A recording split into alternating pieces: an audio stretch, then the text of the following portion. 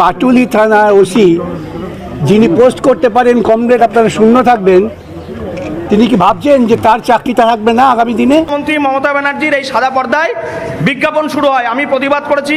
তার ফলে এই ভদ্রলোক, এই যাকে দেখলেন, হ্যাঁ এই ভদ্রলোক রক্তচক্ষু করলো এবং বলছে এটা হতেই পারে, এটা হতেই পারে।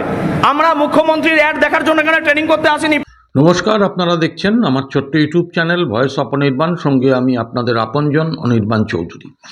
দেখুন, আমি সাধারণত সকালে একটা করেই ভিডিও করি, কিন্তু এমন একটা ঘটনা আমার কাছে এই মুহূর্তে এসে পৌঁছলো যেটা আমি মনে করছি আপনাদের কাছে শেয়ার করা দরকার।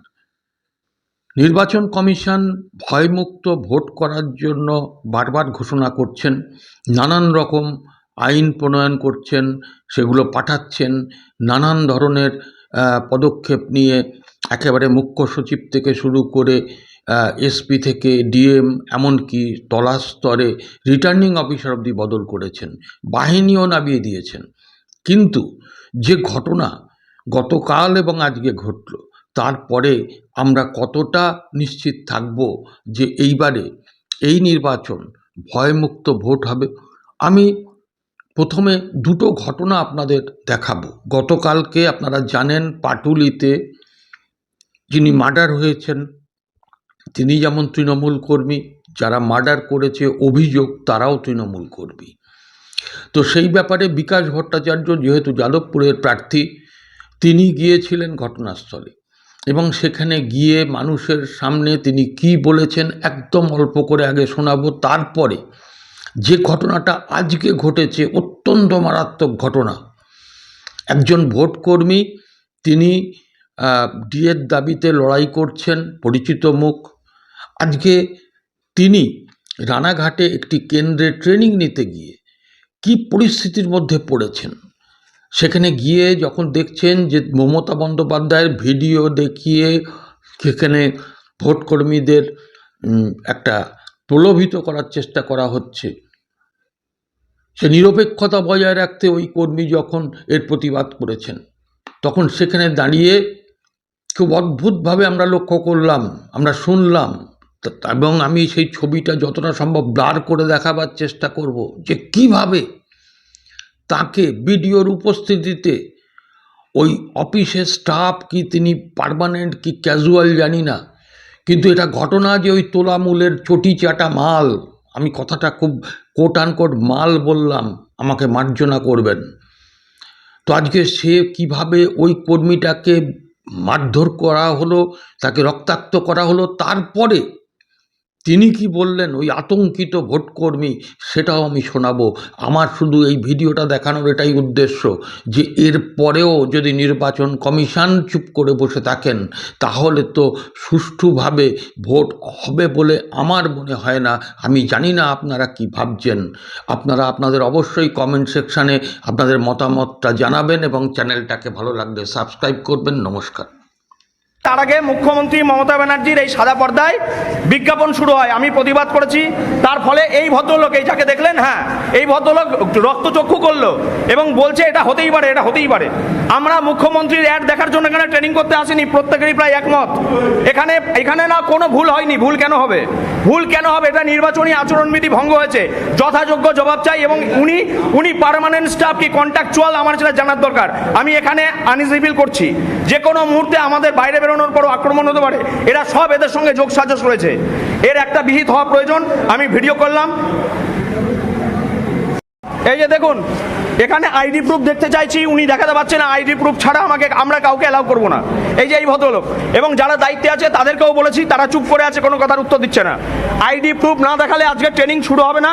যা হওয়ার হবে, আমরা নির্বাচন কর্মী যারা তারা বুঝে নেব। এই ভদ্রলোক আমাদের রীতিমতো শাসিয়েছে। কেন আমরা মমতা ব্যানার্জির অ্যাড বন্ধ করতে বলেছি? এই ভদ্রলোক দেখে রাখুন, আইডি প্রুফ দেখাতে পারছে না। এ কে, পার্টির ক্যাডার নাকি? আমাদের এটা জানতে হবে। সংগ্রাম চলবে। রক্তাক্ত ভোটকর্মী আমাদের সৈকত চ্যাটার্জি রক্তাক্ত। আমরা তার মুখ থেকে এবার শুনে নেব যে কী হয়েছে। আপনারা দেখতেই পাচ্ছেন, আমরা এখন উপস্থিত রয়েছি রানাঘাট দেবনাথ হাই স্কুলে। সেখানে আমাদের ভোটকর্মী সৈকত চ্যাটার্জি রক্তাক্ত অবস্থায়। তার সঙ্গে কী হয়েছে আমরা জেনে নেব এক এক করে। সৈকতদা কি হয়েছে আমি তুমি এখানে বিস্তারিত বলো। রানাঘাটে দেবনাথ ইনস্টিটিউশনে আমি হিন্দুদার ফোনের সাথে আমি ট্রেনিং করতে এসেছি।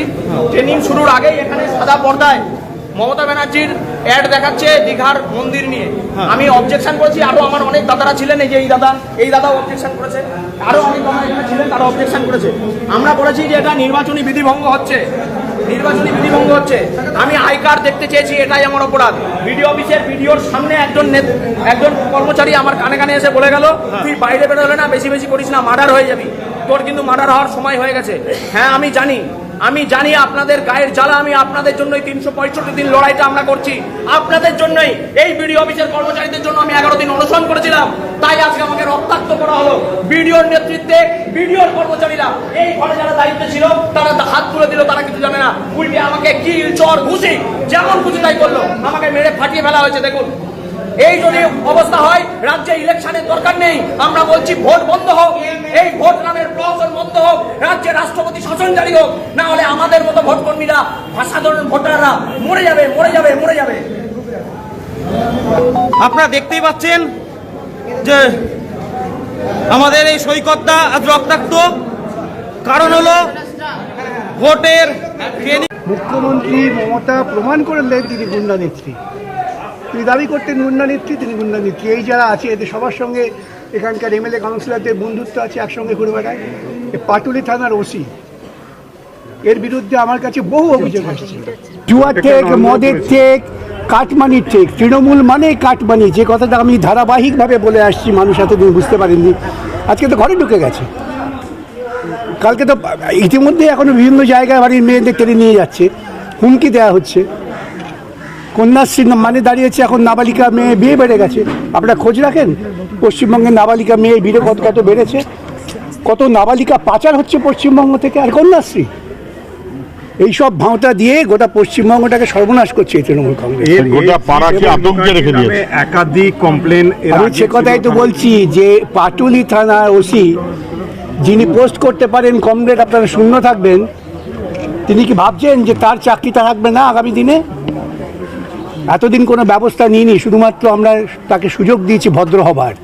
আমি একথা বলছি দাঁড়িয়ে প্রকাশ্যে। পাটুলি থানার ওসির প্রত্যক্ষ মদতে গুন্ডারা গুন্ডামি করছে।